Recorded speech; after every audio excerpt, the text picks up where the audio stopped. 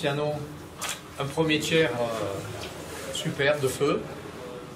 Et puis ensuite, bon, ben, Grenoble, le réalisme de Grenoble a emporté la mise, non? On peut dire un peu comme ça? Ouais, moi je dirais que les deux premiers tiers ont été bons.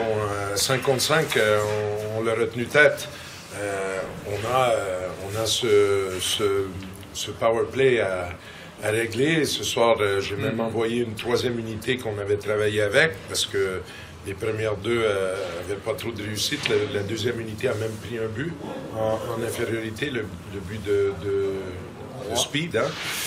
Donc, mais c'est sûr qu'on va essayer de régler ça. Mais à 5 contre 5, je nous ai trouvé bien. J'ai trouvé l'équipe très émoussée physiquement au troisième tiers. On avait la volonté, mais on n'avait pas plus de jus, on n'avait plus d'essence dans le réservoir. Ça a apparu et ça me conforte parce que ça veut dire que la décision de donner 7 jours de congé, c'était la bonne parce que il reste plus grand-chose. Là, on arrive au bout où on a vraiment besoin de repos, de décompresser. Mais voilà, on espère que... Je pense pas qu'il y ait énormément d'équipes qui vont prendre 7 jours de congé. Nous, on espère que au lieu de dérégler le truc, ça va nous donner plus d'énergie et d'enthousiasme pour la poussée finale. Ce qu'on a vu au premier tir, Luciano, avec clairement de belles occasions, et puis même on peut dire que si Gap était sorti leader du premier tir, ça aurait été mérité. Ça laisse entrevoir quand même de belles perspectives sur la deuxième partie de la saison. Ben on a aussi, entre autres, il n'y a pas que le power play à travailler, c'est notre jeu en zone défensive là. Une des choses qu'on a vu ce soir, c'est surtout sur la première moitié de match, c'est un peu plus de maillot bleu autour de la cage adversaire et ça a donné... le puck n'a pas bondi pour nous, mais il faut aller dans cette direction-là. Il faut essayer de trouver le moyen de concrétiser notre jeu, de simplifier notre jeu, surtout en zone défensive, en zone offensive et aussi en power play. Mais oui, voilà, c'est décevant. On ne fait pas un bon match à domicile, le dernier contre Anglette, mais on va à Mulhouse et on fait un de nos matchs les plus aboutis au niveau du contenu, mais on fait face au but sur un gardien qui a gagné le match, pas lui tout seul, mais c'est lui qui a été décisif de l'autre côté. On a vu un peu plus de présence, un pas à la fois, on va continuer à bosser. Je pense que les gars, en tout cas au niveau de l'effort, cette année, là, c'était notre 40e match. Sur 40 matchs, il y a des regrets sur 2 matchs dans la saison où on ne se présente pas et on tombe en dessous du seuil acceptable au niveau de l'engagement. C'est le match à Chamonix en fin 2018 et celui contre Anglette. Mais c'est 2 matchs sur 40. Ça veut dire que 38 matchs sur 40, l'équipe, elle est là, elle est acharnée, elle travaille fort.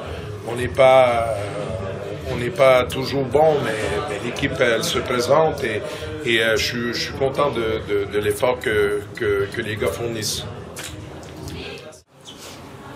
Edo, victoire ce soir de nouveau à Gap, malgré un premier tiers-temps qui a été équilibré, voire même un petit peu à l'avantage de Gap au niveau des chances de marquer. Et puis après, lorsque Grenoble a réussi à trouver les opportunités, ça a été plus simple. On a vu un peu les 2 matchs dans un comme un peu, ça fait 10 jours, hein, un visage différent. Premier match à Grenoble, puis deuxième match différent. Aujourd'hui, c'était ça le problème. On n'était pas là. On a marqué un peu d'enjeu des gaps, de façon qu'ils jouaient. On a perdu beaucoup trop de palais sur leur forecheck. Nos défenseurs attaquants, on n'était pas compacts, on était trop loin, puis on n'arrivait pas à sortir de la maison. On n'arrivait à rien faire. C'était vraiment... c'était le moment que cette période, ça s'est terminé. Et puis je trouvais après, on s'est calmé un peu. On est revenu un peu à faire les petites choses bien, mis au détail. Puis je trouve que plus qu'un match avancé, troisième période, on contrôlait plus de palais, on était patient. Puis écoute, c'était bien. On a bien géré le deuxième partie de match.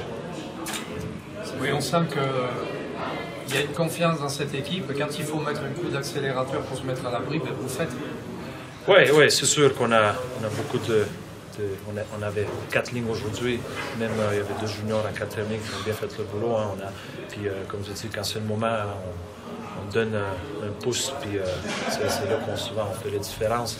Mais pour moi, c'est important qu'on ait moins de haut et les bas pendant le match, qu'on a eu aujourd'hui, première période, puis qu'on soit constant pendant 60 minutes.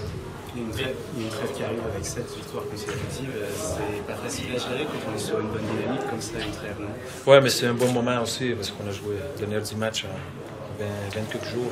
Physiquement, ça commence à être dur. Puis c'est la dernière trêve avant la partie de saison. Puis c'est là qu'on peut se reposer. Il y a beaucoup de joueurs qui reviennent de leur blessure aussi. Puis vraiment travailler sur les petites choses que ça va être important pour la dernière phase. Et vous, Edo, quand vous jouez contre Luciano, quel sentiment vous avez sur le banc? Parce que quand même, vous avez des relations...